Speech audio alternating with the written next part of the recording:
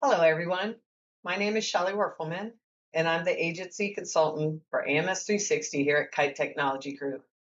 I work with agencies across the country to help them get the best out of their AMS360 system by streamlining processes, improving data accuracy, and empowering their teams to work more efficiently. In today's video, we're going to enter a new customer and a new policy. So let's get started.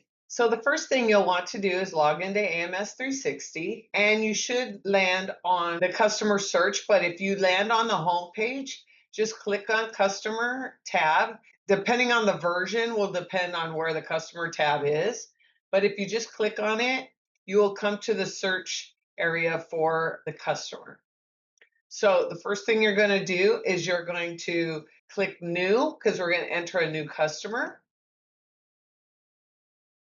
And you're going to determine, is this customer a prospect, meaning there's no policy bound yet, or a customer, meaning you have a bound policy.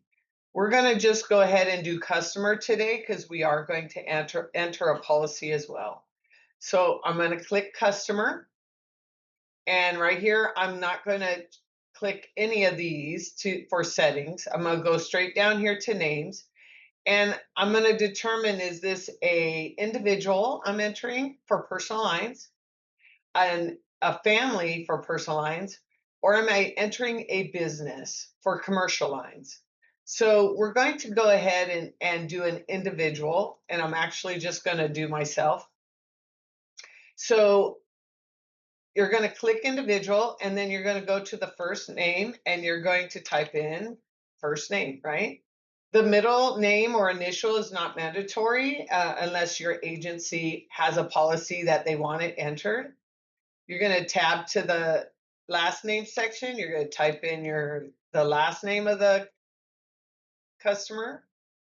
Now, firm name is reserved for commercial accounts, and so is DBA. So we're going to tab through past both of those. On formal, you would put Ms. Werfelmann or any appropriate format. Informal would be just Shelly. Unless you have an alternate name for the billing, you'll just leave this blank and let it default as unchecked. You will then tab to the address, and we're going to enter an address.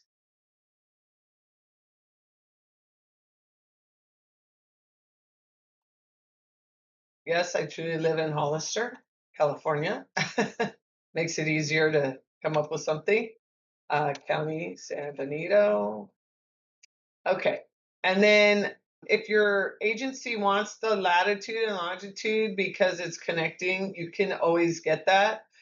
Otherwise, you can tab over this. Use alternate address for billing. If there's an alternate address for the billing where this would be the location, you can check that. It'll open another section for you to complete.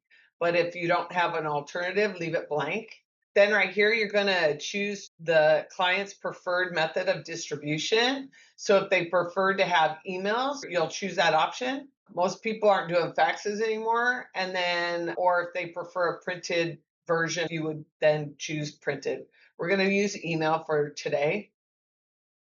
Okay, so your contact preferences, what method do they prefer? You're going to fill out this information over here, but so if you're using InsureLink with a customer, which isn't always done through for personal lines, but if you are using it, you can choose that. This is contacting them, right? So is it email? Is it cell phone? We're going to use cell phone. Marketing, salutations are, do they want to be marketed at all? So, you can pick and choose that option. Electronic delivery, have you got permission from them to email their documentations to them? So since I did choose email up here, I'm gonna just follow in suit there. And then if you have any additional notes that you really want to keep note of right on the customer level, you can enter it right here. Now you're going to tab up and it's going to automatically take you to the exec. You're going to choose the producer for this account. I'm going to I'm going to choose Peter Producer. It won't say producer on your end. It'll say his real last name. I just have certain ones in here to make it easier to find them. We're going to use Randy Representative. If this is truly a broker's customer, meaning this customer belongs to another agency or a outside broker, okay, and you are writing something for them, then you would check this box. If it is not, and your agency owns the customer, you would not check it. Now, that doesn't mean you can't pay an outside broker. So if an outside broker, if you have an agreement with an outside broker, and we're talking a producer who works for another agency or is somehow outside of your agency, and you are going to pay that broker, but the customer is still owned by your agency, you can still pick a broker. Just don't check this box, because this box is reserved for the fact that the broker owns the customer and you're writing the whole thing, but you don't have, a lot of times that means you don't have rights to solicit. A lot of times it'll mean they can pull it away from you at any time. Whereas if you're paying the broker, and you own it, that broker usually is in some kind of agreement with you that he won't solicit the business away without your permission. Okay, so you can put a broker in if you have one. Otherwise, I'm going to leave it blank. You're going to pick the division that is this customer. If you have multiple divisions, you then want to make sure you're picking the correct division. Same with branch. You might have one division and multiple branches, or you might have just one division and one branch. You might have multiple divisions and multiple branches. So it's really, really important, highly important you pick the correct choice in these drop downs right here. These are not automatically changeable, especially once accounting has been applied to it. So once you've invoiced it or any kind of commission's been applied, this is not easily changeable. You can't go in and change it. It'll have to be a global change. And then it doesn't move money. So you want to make sure this part is correct the first time. So I said this is going to be a personal lines insured, and we're going to leave that at personal lines. So if you have a phone number, you're going to want to put that in.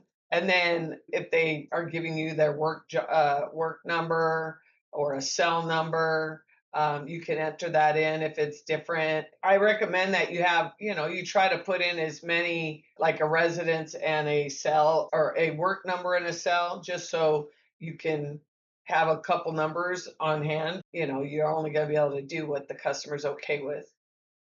All right, and then email information.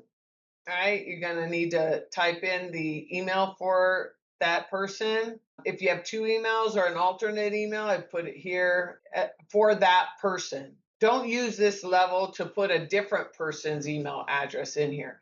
You can use the contact information section for that, okay? So should be only linked to this customer.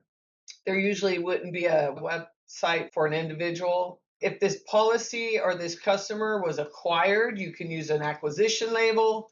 That's not going to be the case here. We're going very simple here. If your agency tracks how business came in, what the business origin is, there's three that are automatically set up and can default: organic, referral, or transfer. But your agency can create other options in here. So we're just going to use organic on this one. Now, customer add date's automatically going to default to today's date. So this is changeable.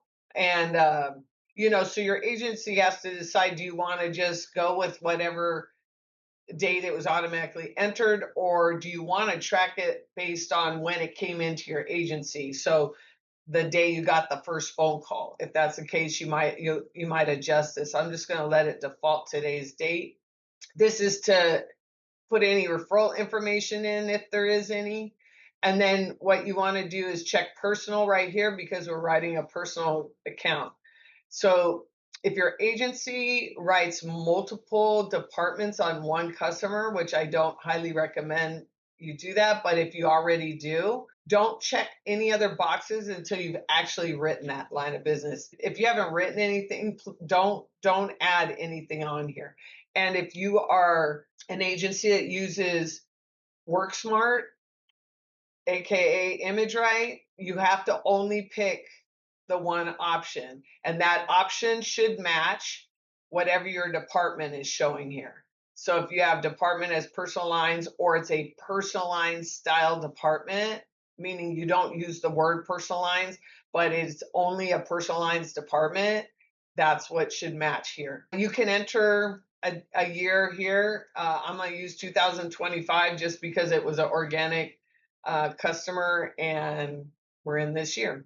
If you have any noted notations that you want to, use, obviously wouldn't need to use this one anymore because now this is an option in AMS.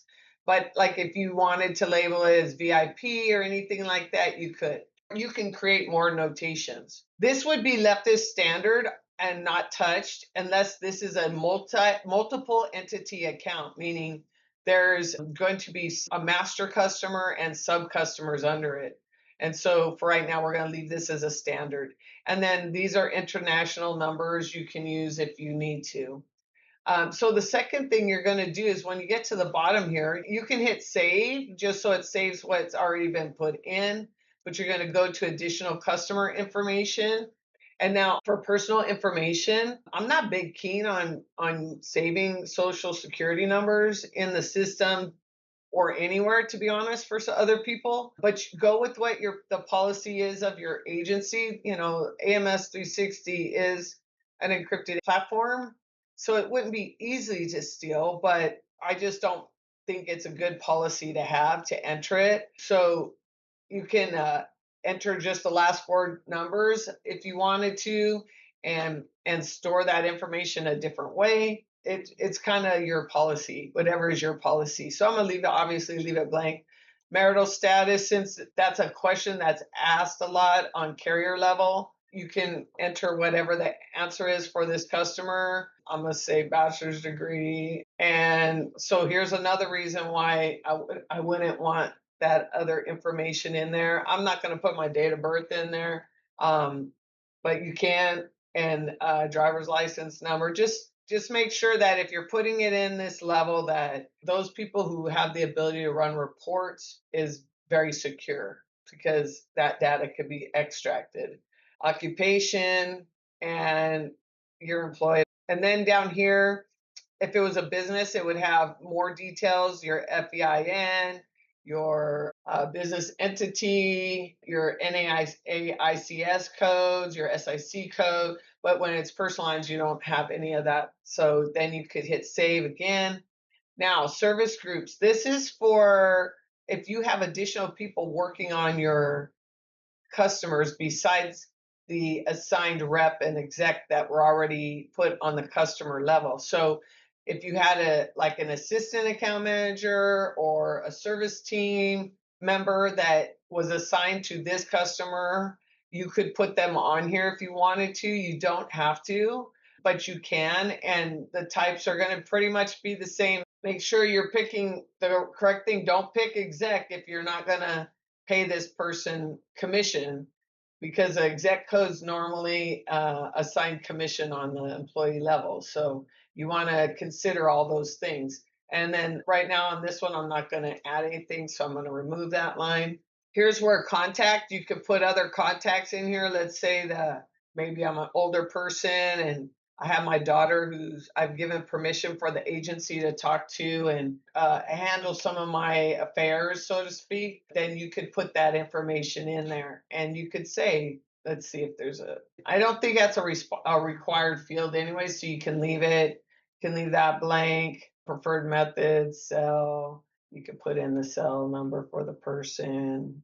And then I'm not going to put in an address for the contact person. The person's only for calling, not for mailing. And then you just hit update. It puts that person over here.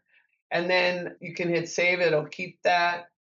If you have any reason to put dependents in here, loss history, I don't really use it. You can put loss history in here for this person if from past stuff if you wanted to keep track of that. So these are some agency defined fields. If your agency is using specific fields to track certain things. Both referred by and SIC are now part of the standard setup.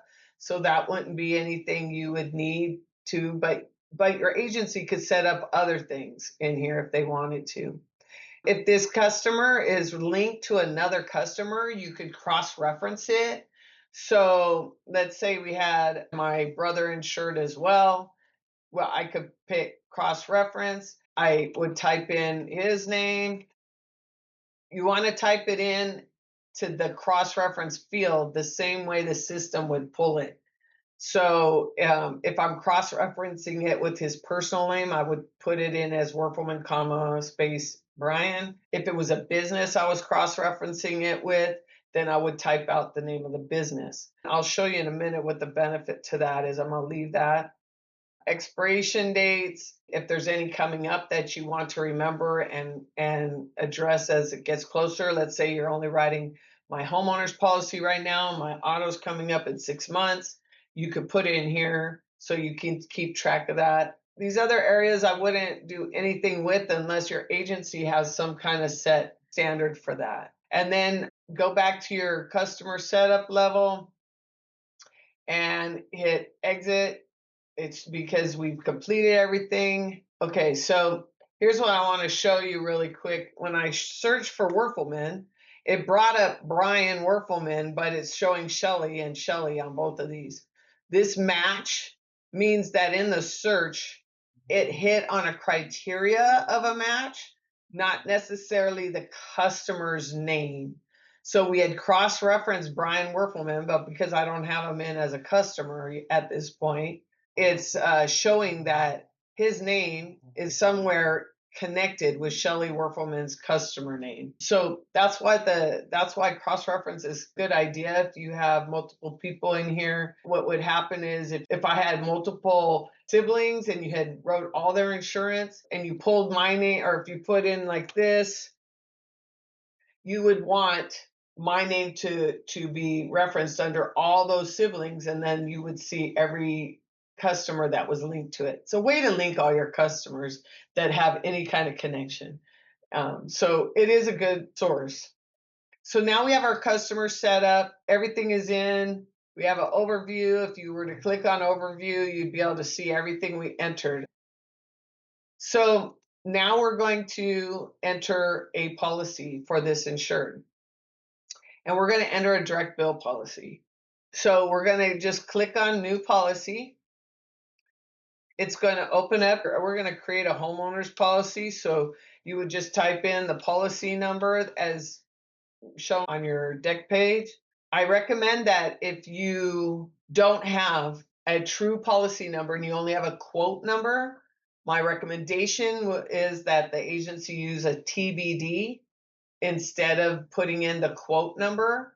And the reason for that is if you are downloading that policy, when it downloads, is going to go into hold either way. If you have the quote number in there or if you have TBD in there, it's going to go into hold.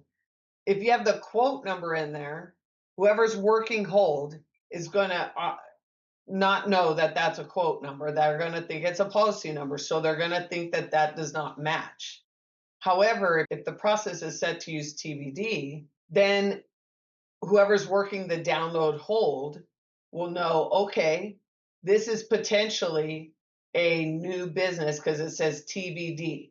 So now if every other factor matches, meaning if the effective date, the expiration date, the line of business, and the parent company all match, they could pretty much assume that's the correct policy and they can assign it to that TBD policy and then it will load on top of that. So otherwise, if there's an actual true number in there, which might look like a policy number, they now have to reach out to that rep to determine if that's the right policy or not before they, override it. It's just an easier way to cut out a step.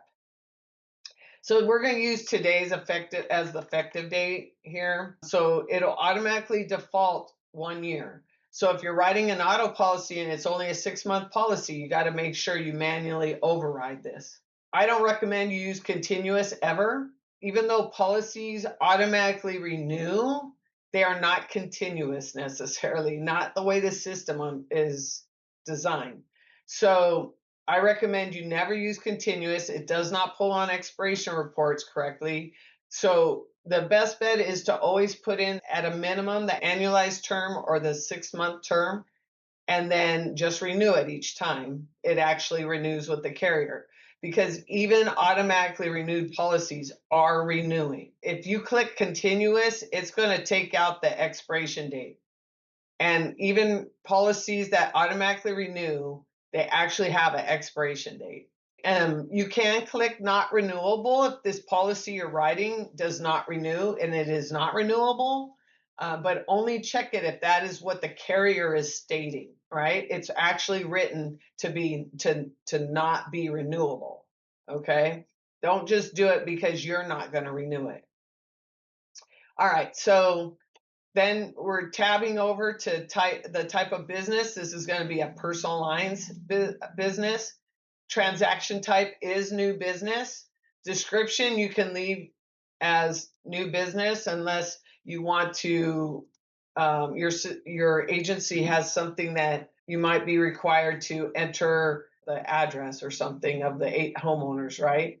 Otherwise, there's no need to enter anything. Hit tab, it's going to take you over to the bill method. We're going to do a direct bill, but the other option is agency billed. You want to make sure you're changing this. You might have noticed I always hit tab. So I'm tabbing so I don't miss any area, and it causes me to look at each section. And then 2, because I want to make sure that if anything does need to be changed or isn't highlighted in red, but I do want to fill it out, I'll go to that section. Okay, so pay plan is not a mandatory field, so you can leave it. You don't have to pick from here. If you don't know, leave it. So in other words, if you bound coverage, but you don't know if your insured's going to pay monthly or annually, just leave it. Leave it as it defaults. Okay, so now it's going to take me over here to the issue state. So I'm in California. I live in California. The issuing state is California here.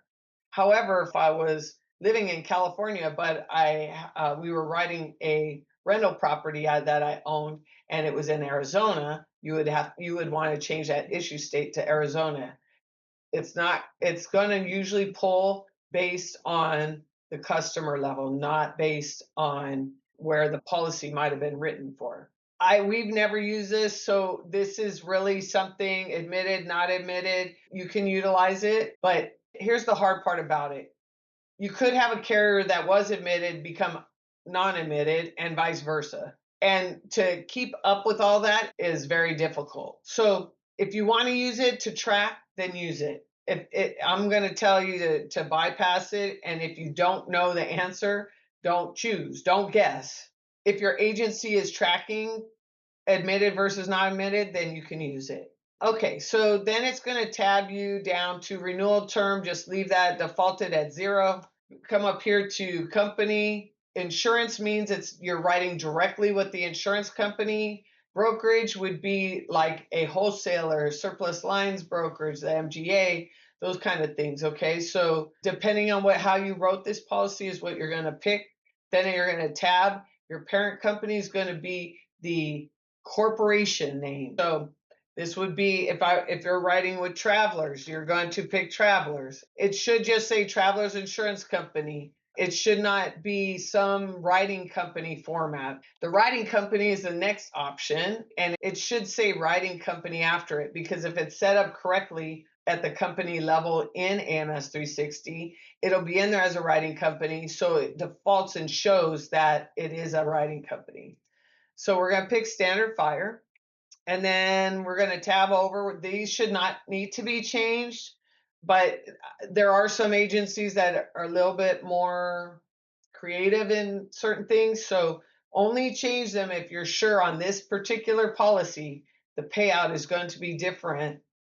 And then potentially you probably wouldn't change it at this level. You would change it on the next screen. So when we get there, I'll show you what that means. So we're going to tab through all of this. This should all be the same as the customer level. And then you're just going to click OK. The next part that's going to open up is this policy screen. So this policy screen, it opens up. Now you're inside the policy in AMS. It's going to show the effective date that we've entered. It's going to show new business. A lot of this pulled over from that screen we just finished going through. So right here, you can check if this policy is a premium finance policy. Normally personal lines is not, but it could be. You can exclude this so that the download does not come in if there's a reason to do that. Otherwise, leave it blank. You want the download to come in. You can exclude from purge, but I would never ever touch this unless your agency has a written policy on when to do it and when not to do it. Again, here's that not renewable option. So only if that carrier deems this as not renewable. All right, this section right here is the policy type.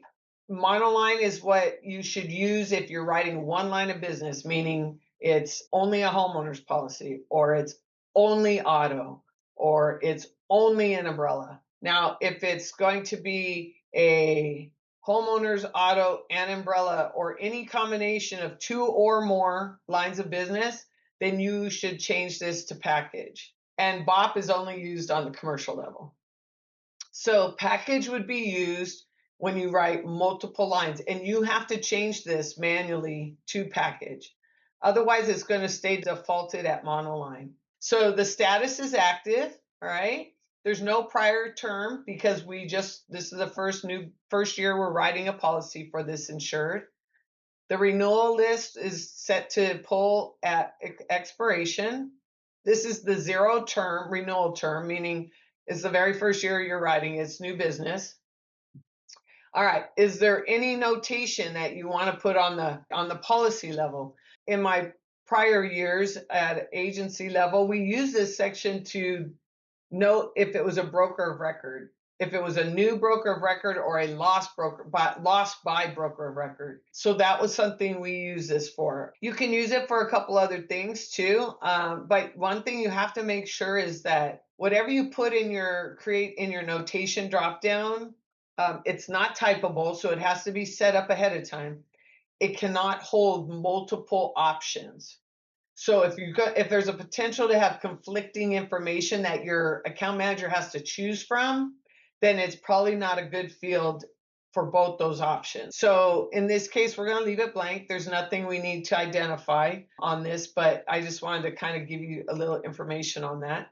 Now, this description field is free type, so you can free fill it. You can use it any way you want to. If you have an insured you're writing multiple dwelling fires on, I suggest you use it to put the address in.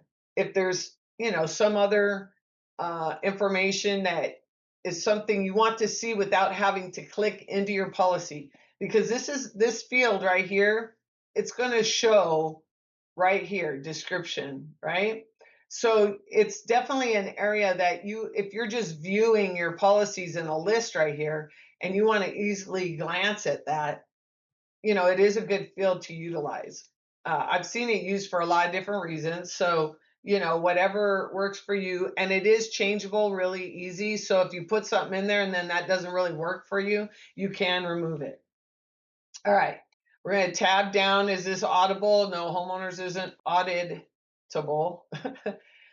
Signature on the app. So this is a signature you want to pull on everything that for this customer. Now it's still overridable on when you're doing an e-form if you're want to put a different signature on here, but normally this would be the account manager's signature or the producer's signature. If your account manager is licensed and they're the ones processing all the forms, that's who I would choose. When I service the desk, I always put my name in here, whether I worked with a producer or not, because that producer never handled any of the paperwork. I always handled all of it. So on this one, I'm going to actually put the Randy representative because that's who the rep is. Okay, so I'm going to tab. This is going to take me up here. I don't need to change anything. I've already defaulted everything.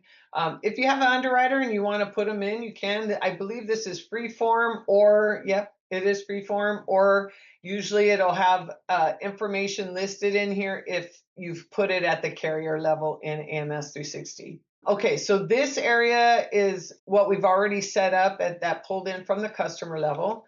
We're going to type through these. I'm going to show you a little bit, something a little bit different, which I referenced earlier, but let's get through this part. This should all remain the same. It should default in. I don't know of any reason you should have to change it, but if you do need to, you can.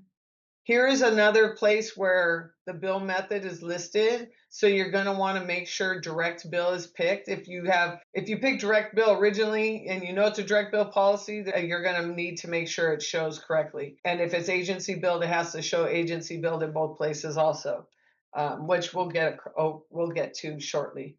All right, so pay plan, payment method, number of payments. These can all be left blank unless there's a need to put them in there. All right.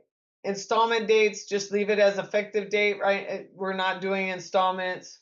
All right, here's a full term premium. So what is the premium of the policy with no fees or anything? So I'm just going to enter an amount.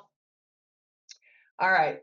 Now down in this section right here, there's a lot of different things you can do here.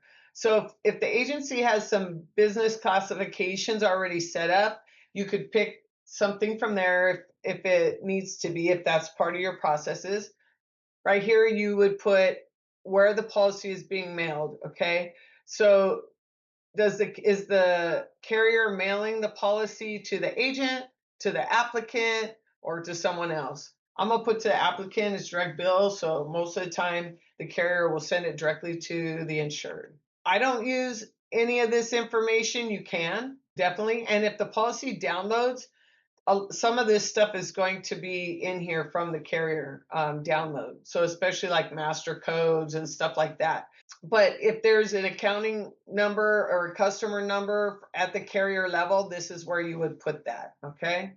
This is not meaning our AMS360. It means the company, the carrier's information. Now, the next place is that we want to discuss is this part right here. I would never click this unless you're 100% sure that the employee is paid net. Okay, otherwise leave it blank. It's going to pull from how it's set up on the employee level for that. All right, this is like a new section. So my test database is 25R2. I'm not sure what upgrade this was added. I want to say it's 25R1 or 25R2. So there is a new way to note the broker of record and when the effective date was of it. So you could put that information in here. Premium adjustment, I've never used it. This is a big piece right here. Agency negotiated commissions. Okay, so what I'm going to tell you is on direct bill, if you aren't 100% sure what percentage your agency is getting here. So like on homeowners, they could be getting 15, they could be getting 18, they could be getting 13. If you don't know 100% what that contract reads, leave it as none. This is more specific to agency billed invoicing. So most of the time account managers do not know what the signed agreement was with and all the variations of an agency contract with a carrier. So my recommendation is you leave it at none and you use a default, which I'll show you lower down, that will pull estimated revenue. But that will always override the second that true agency commission is booked by your accounting department based on your commission statement from your carrier.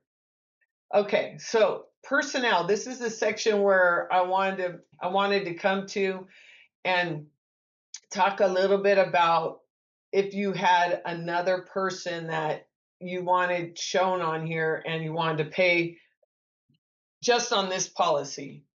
I recommend this is where you enter that information and not where it was showing prior where we had stopped and kind of discussed. So if you have someone else that's going to be paid besides Peter Producer, you can add that right here after the line of business is added. But you can add them here. Otherwise, you can just let it default as it is. All right. First named insured. Right now, this is pulling directly from the customer level of AMS360.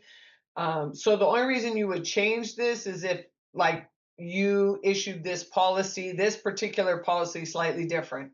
Now, if you're downloading, you don't need to worry about any of this because the download will come in and put it all in the way you put it in the carrier system. Okay, so that's what the named insured is.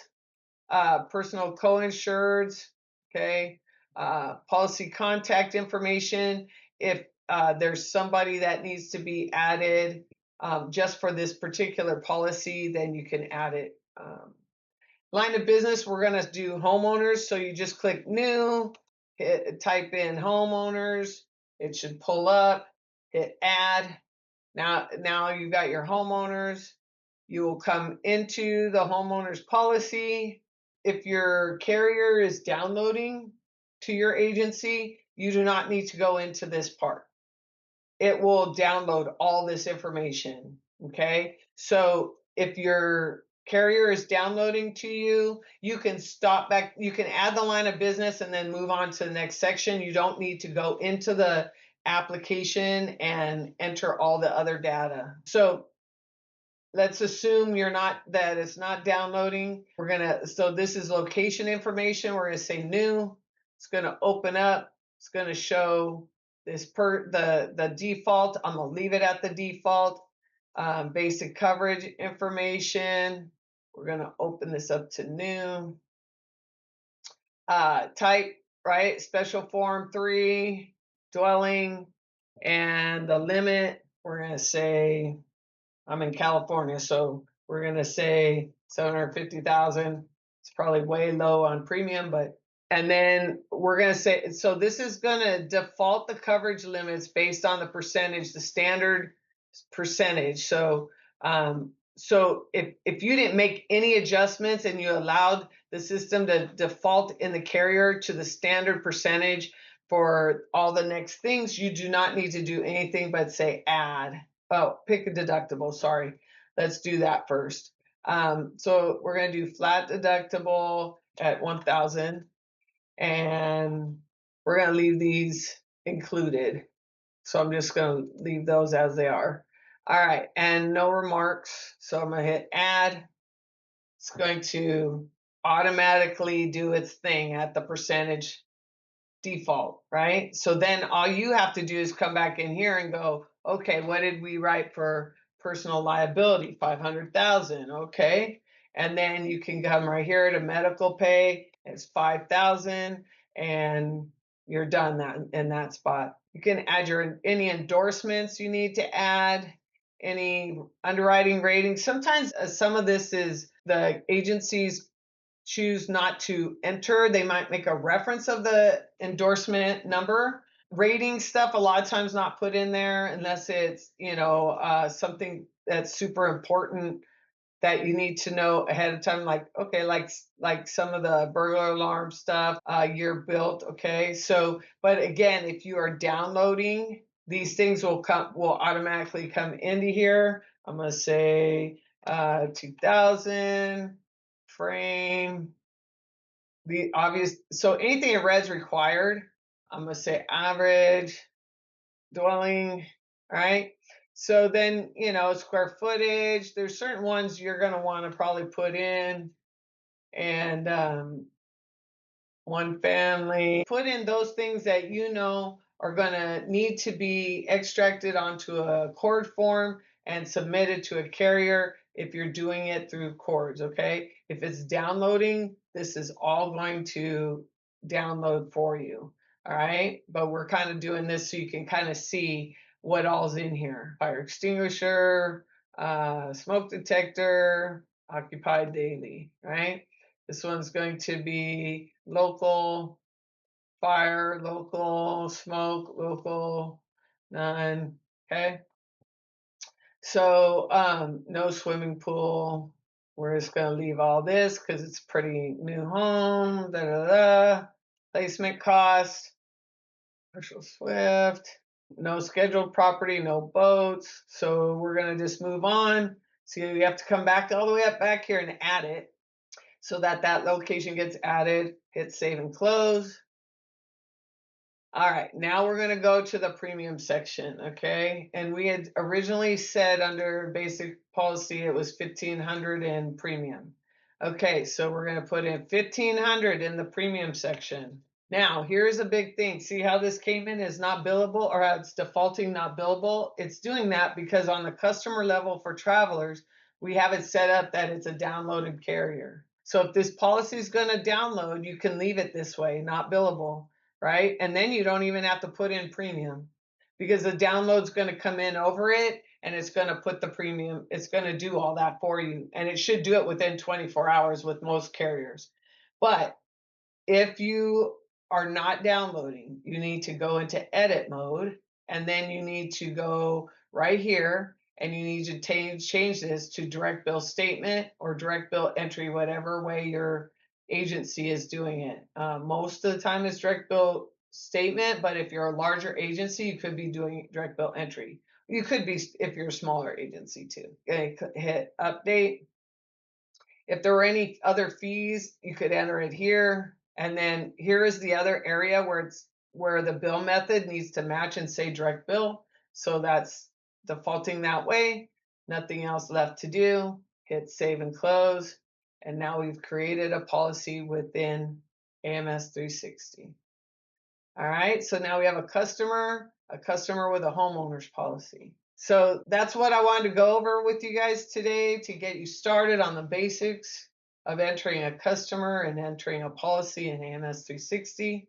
If you found this helpful, make sure to subscribe to our YouTube channel. I'll be adding more AMS 360 videos and tutorials. If you'd like to learn more about our consulting services here at Kite Technology Group, simply send an email to our team at consult@kitetechgroup.com, or you can visit our website. We'd love to get to know your agency and see how we can help. Bye.